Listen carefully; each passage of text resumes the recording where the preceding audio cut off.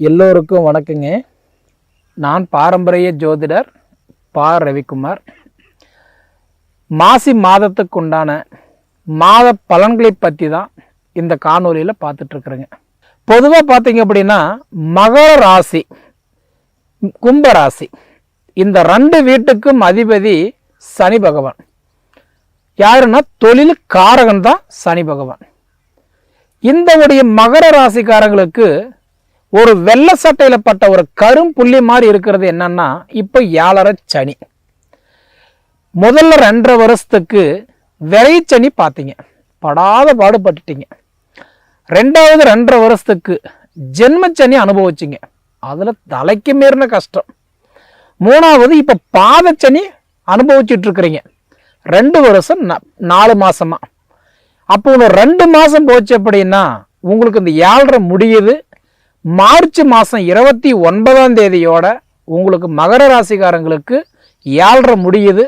March 29 வரைக்கும் கொஞ்சம் நின்று நிதானமாக கவனமாக போகிறது கண்டிப்பாக தப்பில்லை.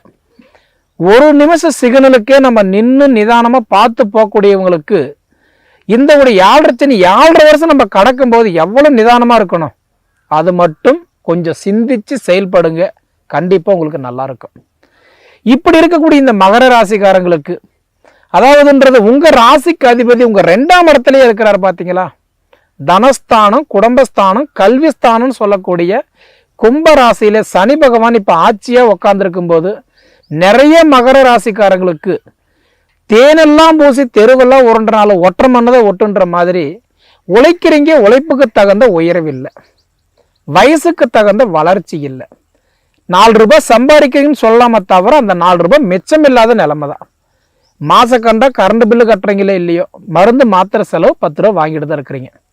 அம்மாவுக்கு நல்லா இருந்தால் அப்பா சரியில்லை, அப்பா நல்லா இருந்தால் மனைவி சரியில்லை, மனைவி நல்லா இருந்தால் கணவனுக்கு நல்லா இல்லை, கணவன் நல்லா இருந்தால் பிள்ளைகளுக்கு சரியில்லை. இது எல்லாமே இந்த மாதம், அதாவதுன்றது சொல்லணும்னா மார்ச் 29ஆம் தேதி வரைக்கும். அதே மாதிரின்றது கணவன் மனைவிக்குள்ள சின்ன சின்ன கருத்து வேறுபாடுகள் வரும், கொஞ்சம் கவனமாக இருக்கணும். இந்த மாதம் பண விஷயத்துல கொஞ்சம் முடக்கம் வரும். கொடுத்தது கேட்டால் வராது, வாங்கியிருந்தா கட்ட முடியாது, வச்சிருந்தா திருப்ப முடியாது. மொத்தத்தில் 4 காசுன்றது வீடு ஃபுல்லாக இருந்த காலம் போய் இப்போ வீட்டில் எங்கே 4 காசு இருக்குமோன்ற காலத்துக்கு வந்துட்டீங்க. மொத்தத்தில் எதை சாப்பிட்டா நம்ம பித்தம் தெளியுமோ அப்படின்ற இடத்துக்கு வந்துட்டீங்க. கொஞ்சம் கவனமாக இருங்க, சரிங்களா. அடுத்தது உங்களுடைய ராசிக்கு இப்போ 3ஆவது பாவகத்துக்கு இன்னைக்கு பார்க்கும்போது இன்னைக்கு யார் அதிபதினா குரு பகவான். 3ஆவது பாவகத்துக்கும் 12ஆவது பாவகத்துக்கும், இன்னைக்கு 3ஆவது பாவகம் அப்படின்னா சகோதர ஸ்தானம், தைரிய ஸ்தானத்துக்கும் 12ஆம் இடம் விரயஸ்தானத்துக்கும் அதிபதினு சொல்லக்கூடிய குரு பகவான் இப்போ எங்கே உட்காந்துருக்கிறாருன்னு பார்த்தீங்கன்னா 5ஆவது வீட்டில் உட்காந்துருக்கிறாரு.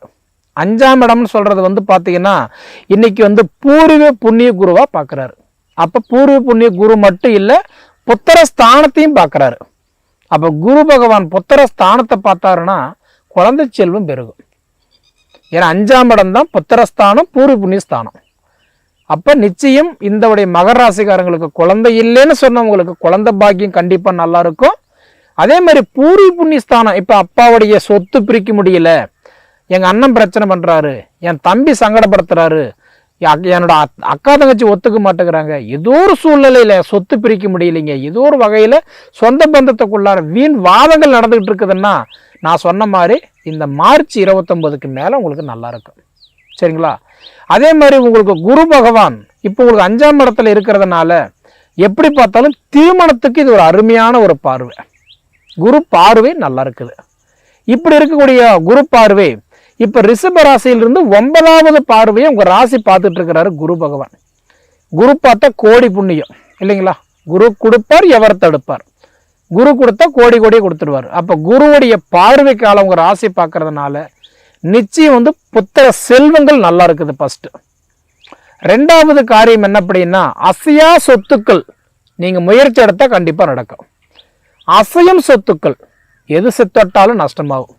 அசையா சொத்துக்கள்னா என்ன, அதாவதுன்றது காடு, வீடு, பிளாட்டு, அப்பார்ட்மெண்ட்டு, சொத்து, கல்யாணம், இந்த மாதிரி விஷயங்கள் எதிர்பார்க்குறீங்களா, கண்டிப்பாக இப்போ நல்லாயிருக்கும். அசையும் சொத்துக்கள் காரு, வண்டி, ரெண்டாவது வந்து பார்த்தீங்கன்னா இந்த மாதிரி ஆசை, போர் போடுறது, கிணறு வெட்டுறது, கூட்டு தொழில், ஜாமீன் கழுத்து போகிறது, 10 ரூபா வாங்கி கொடுக்குறது, ஆசை, இந்த மாதிரி எதிர்பார்க்கறது எதுவுமே இப்போ வேண்டாம்.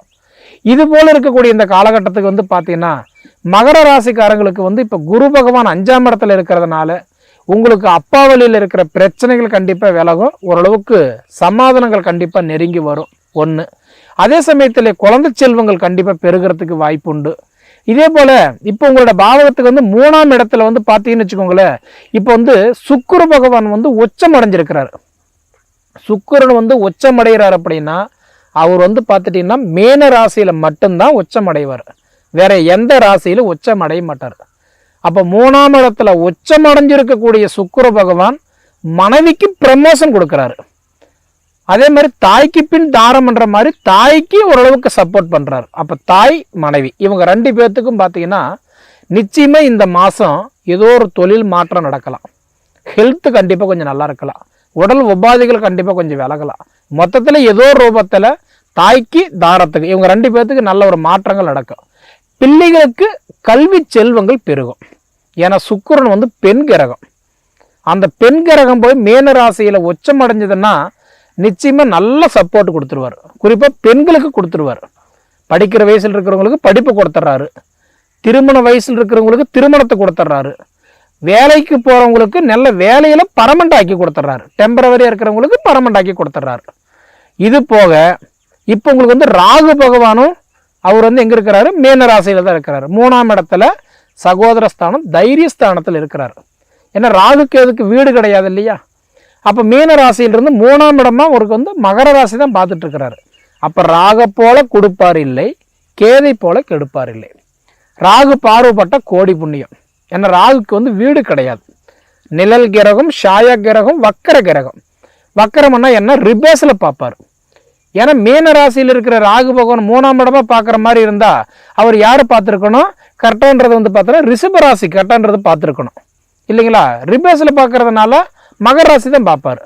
அதே மாதிரி நிழல் கிரகம்னா அவருடைய நட்சத்திரத்தில் பிறந்தவங்களுக்கு நல்லது பண்ணுவார்.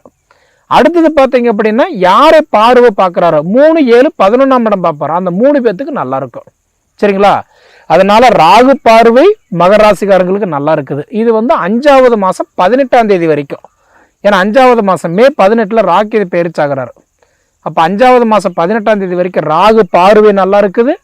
அடுத்தது 5ஆவது மாதம் அதாவது மே மாதம் 14ஆம் தேதி வரைக்கும் குரு பயிற்சி. குரு 5ஆம் இடத்துல இருக்கிறது கண்டிப்பாக நல்லது.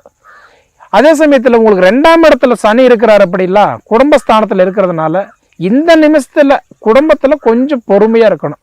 ஏன்னா சாப்பாடு செய்யும் போது இருக்கிற நிம்மதி சாப்பிடும் போது இல்லை, படுக்கும்போது இருக்கிற நிம்மதி எந்திரிக்கும் போது இல்லை. ஒரு விஷயத்தை நம்ம இன்னைக்கு நினைக்கிறோம், அட நாளைக்கு பார்த்துக்கலாம் அப்படின்னு அசால்ட்டாக இருப்பீங்க, ஆனால் அந்த காரியம் தள்ளி போகும். இதனால பார்த்தீங்கன்னா 100% மகர ராசிக்காரங்களுக்கு என்ன அப்படின்னா பொறுமை மட்டும்தான் இப்போ வேணும். ரெண்டாவது, இப்போ 2வது வீட்டில் கும்ப ராசியில் புதன் பகவான் வந்து பார்த்தீங்கன்னா அவர் இன்னைக்கு நட்பாக இருக்கிறார். இது ஒரு நல்ல விஷயம். ஆனால் இந்த மாசி மாதம் 15ஆம் தேதி என்ன பண்ணுறாருன்னா கும்பத்தில் நட்பாக இருக்க வேண்டிய புதன் பகவான் மீன ராசிக்கு போய் பார்த்தீங்க அப்படின்னா நீச்சமாக உட்கார்றாரு. நீச்சம் அடைகிறதுனா எல்லாருக்கும் தெரியும். நீச்சம்னா அந்த கிரகம் அந்த இடத்துல வேலை செய்யாது. ராஜபங்கம் நீச்ச யோகத்தை அடைகிறாரு. நீச்சம் அடைஞ்சிட்டாருன்னா ஏதோ ஒரு வகையில் அந்த கிரகத்தை வந்து அங்கே வலு இழந்துடுறாரு. அப்போ வலு இழக்கும் போது என்ன பண்ணுவார், நமக்கு நிறைய குழப்பங்கள் கொடுத்துருவார். ஏன்னா புத்தி வந்து புதன் வந்து யாருன்னா புத்திக்காரகன், அறிவுக்காரகன், மூலக்காரகன் சொல்லுவாங்க. அப்போ நமக்கு அந்த இடத்துல மூளை வேலை செய்யாது, டென்ஷன் அதிகமாகும், குழப்பங்கள் அதிகமாகும். ஆல்ரெடி உங்களுக்கு இந்த விடைய 7 சனி இருக்கிறதுக்கும் புதன் வந்து வலு இழக்கிறதுக்கும் நமக்குள்ளார வந்து நிறைய டென்ஷன் ஆகும். அப்போ பொறுமையாக இருக்கணும், ஹெல்த்து பார்த்துக்கணும், கோபத்தை குறைச்சிக்கணும், பொறுமையாக செயல்படணும். எதுவுமே எடுத்தமா கமுத்தமான ஒரு விஷயத்தை செஞ்சோம் அப்படின்னா அதுவே நமக்கு வந்து நஷ்டத்தில் போய் முடிஞ்சு போயிடும். அதனால் கொஞ்சம் கவனமாக இருக்கணும். இது எப்போ, மாசி 15 மாசி 30 வரைக்கும். அதாவது இந்த மாதத்தில் உங்களுக்கு வந்து புதன் போய் நீச்சம் அடையும் போது கொஞ்சம் கவனமாக இருக்கணும். படிப்பில் அக்கறை கொஞ்சம் காட்டணும். ரெண்டாவது ஹெல்த்து கொஞ்சம் உடல் உபாதைகளை கொஞ்சம் கவனமாக பார்த்துக்கணும். ஏன்னா நமக்கு வேலைக்கு சாப்பிட்றதுக்கு நேரம் இல்லையா, கொஞ்சம் டைம் ஒதுக்கி சாப்பிட்றணும். 3 வேளை சாப்பிட்றதுக்கு டைம் இல்லையா, 2 வேளையே சாப்பிட்றணும். 4 இட்லி சாப்பிட்றீங்களா, அட்லீஸ்ட் ஒரு 2 இட்லியே சாப்பிட்றணும். ஹெல்த்து பார்த்துக்கணும் மெயினாக. புதன் போய் நீச்சம் அடைஞ்சிட்டாருன்னா நம்மளோட உடல் உபாதைகளை அதிகமாக கொடுத்துருவார், பண கஷ்டத்தை கொடுத்துருவார். ரெண்டாவது வெளிநாடு போகலாமா, அரசியலுக்கு போகலாமா, இல்லை சுய தொழில் தொடங்கலாமா, இந்த மாதிரி நினைக்கிறவங்களுக்கெல்லாம் நீங்கள் கடல்லையே தாண்டிட்டீங்க, கரையை கடக்கிறதுக்கு ஒரு 2 மாதம் கொஞ்சம் பொறுமையாக இருங்க. அதாவதுன்றது மார்ச் 29 வரைக்கும் கொஞ்சம் பொறுமையாக இருங்க. சரிங்களா? வண்டி வாங்குற மாதிரி இருந்தாலும், புதுசாக தொழில் ஆரம்பிக்கிற மாதிரி இருந்தாலும் சரி, இல்லை இப்போதைக்கு இந்த மாதிரி ஏதாவது செய்கிற மாதிரி இருந்தால் கொஞ்சம் பொறுமையாக இருங்க.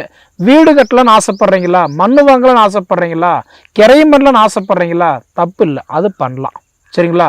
இருந்தாலும் மகர ராசிக்காரங்களுக்கு இப்போதைக்கு ஒன்று என்னென்னா, இந்த 7.5 சனி முடிகிற நேரத்தில் கொஞ்சம் சோதனைகளை கொடுப்பாரு. கொஞ்சம் கவனமாக இருக்கிறது கண்டிப்பாக நல்லது. சரிங்களா?